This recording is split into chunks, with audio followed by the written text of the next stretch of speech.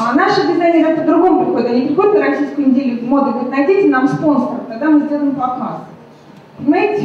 У нас это совсем по-другому. Потому что у нас неделя моды это не индустриальный, а пиар-проект. Они понимают, что неделя моды получает деньги от больших спонсоров, там Maybelline, Monet и так далее. Вот. И, соответственно, дизайнер приходит и говорит, что делись, ты на нас собираешь деньги, давай там отстегивай. Все по-другому, понимаете? Потому что у нас это пиар. И это нормально для любой развивающейся страны, я вам так скажу. Таких стран, которые по-другому, их мало, их единиц, их несколько. Все остальные страны абсолютно так же, как и мы. То есть мы в этом смысле ничем не отличаемся от существующей ситуации в Индии и Китае. Отличаемся, потому что Индия это текстиль, а Китай это гигантский, у них есть причина. У нас нету индустриальной причины, это индустрия, которая говорит, вот мне нужен дизайн, потому что мне надо текстиль мой продавать, как конкурентоспособный. Тогда они начинают в этого дизайнера вкладывать, потому что он там делает что-то из текстиля. У нас, к сожалению, на данном этапе пока нету вот этой вот денег, которые идут от индустрии, которые бы это вытянули. Нету денег, которые идут от национального ритейла, как в Соединенных Штатах, которые бы тоже дизайнеров вытянули. Однако в Соединенных Штатах молодые дизайнеры спокойно реализуют свою продукцию просто через сайты, где они участвуют. Это не совсем так. Это не совсем так. Маленькая часть, но пока не красивая. Это не совсем так. Есть такое, что есть, конечно, это интернет-продажи, но я вас уверяю, что нет большого бизнеса, если у вас нет наземных продаж. Там есть Macy's, там есть Bloomingdale, и если он у вас купил 3 платья, но у них 2000 doors, 2000 филиалов, то он у вас купил не 3 платья во всех размерах, он у вас купил серию, которую вам дешево произвести. Понимаете, да? Соответственно, это не совсем так. Там есть ритейл национальный. Вот. Поэтому, естественно, интернет помогает вот этим дизайнерам выжить, потому что это люди подвижники, они там в своих подземных ателье что-то там шьют, я вас, не буду там в подробности, совсем плёс летит, но как бы выходит красивый на подиум, действительно наши звезды, это супер, что они это делают, пусть они делают дальше, пока у них энергии хватает, просто они денег на этом почти никаких не зарабатывают. Анна, позвольте еще один вопрос из того крыла. Добрый день, Анна, меня зовут Екатерина. После комментария про Санкт-Петербург мне даже страшно сказать, куда я приехала. Этот комментарий был абсолютно не негативного характера. Я с юмором, все в порядке. Вопрос у меня скорее не по дизайнерам, а по более массовому рынку. Сейчас мы видим такое массовое явление, как квази-бренды.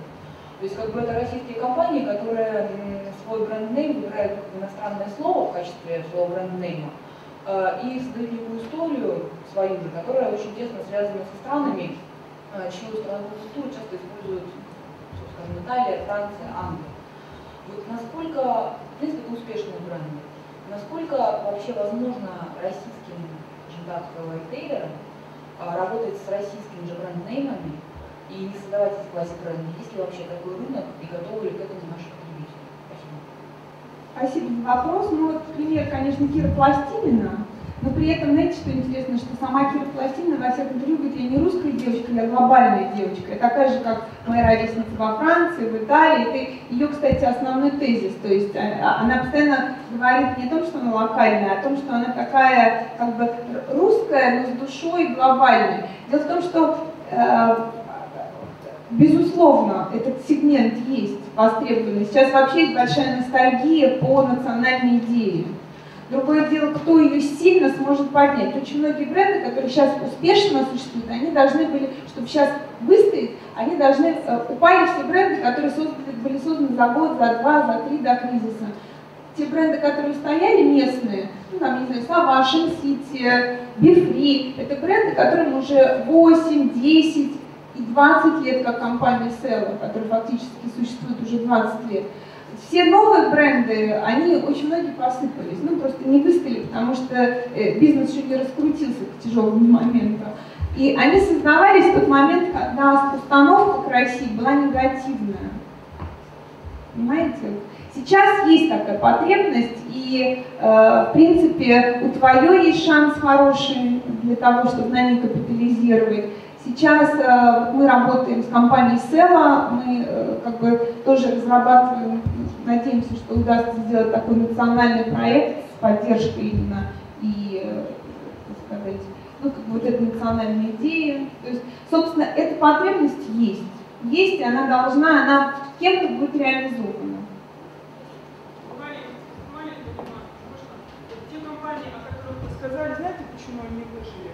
Потому что как раз они вошли в тот ритейл, о котором вы говорите. Приезжаешь в Казахстан, стоит Мега, все эти компании там представлены.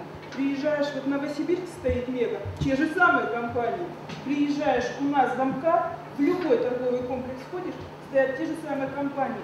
Я прилетела недавно в Таджикистан, там открылся большой торговый комплекс, я думала, я была в Москве. Вы знаете, вот хочешь, даже формат этих вот торговых комплексов абсолютно одинаков. Стеклянные лифты, внизу фонтанчик с пальмой, вверху Макдональдс и набор всех вот этих вот, так скажем, чапков, как я их называю, а внизу Саваж, Оджи, Инсити, все. Ну, вот я этому как бы могу сказать, что это замечательно, что и так, потому что это компании, российские компании, они уже как-то научились жить. Конечно. Даже в странах СНГ.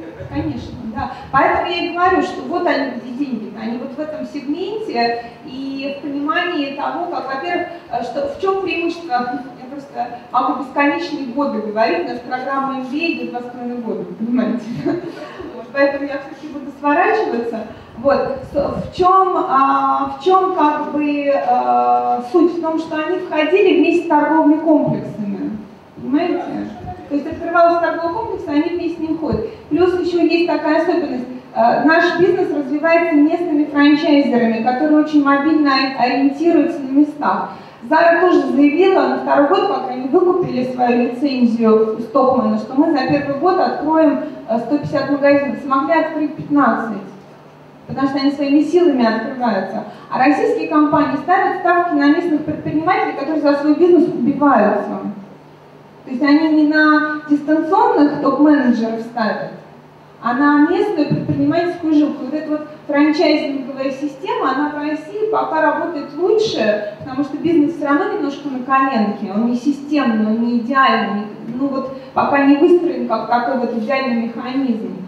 Вот, она лучше работает через вот эту вот индивидуальность, энтузиазм и так далее. А когда те же H&M, Zara, они пытаются, вот сейчас с Louis Vuitton мы говорили, они не могут открываться, потому что у них очень жесткие стандарты, и дистанционно им их очень трудно поддерживать. Потому что как только человек наемный на работу, ну, он в России, он ходит покурить, он ходит попить чай, он там берет бизнес своих родственников, ну и так далее.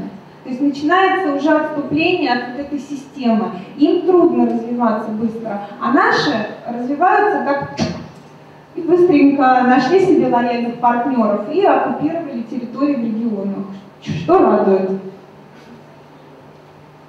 Спасибо огромное. Анна Евчик-Климан, генеральный директор Social Consulting Group. Спасибо огромное.